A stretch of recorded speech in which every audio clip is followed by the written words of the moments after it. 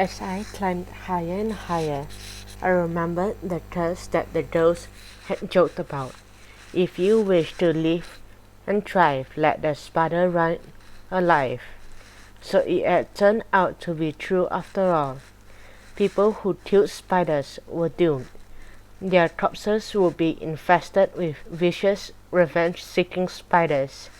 I heard a squeal from above. It was Precious. "There's a trapdoor," she cried out. "It's too heavy for me to open." "Let me try," I yelled. I climbed higher until I reached Rain. "Stay where you are," I told her. Then I twisted my body around so I could climb past her, using the inside of the ladder. My body was wedged between the ladder and the wall. Moisture dripped down my neck. "Help!" I cried out as I missed my footing. Rain reached around the ladder and seized my arm. I clutched the nearest rung to stop myself falling. If I dropped all the way to the ground, the spiders would have claimed me as another corpse. "Are you okay?" Rain wanted to know. I said I was and kept climbing. When I reached, Precious told her to move down a couple rungs so I could take her place at the top. "What if the trapdoor is locked?" she asked me in a quivering voice. "Let's hope it isn't," I muttered as I gained the second highest rung. My head connected with something solid. I looked up, but it was too dark to see anything.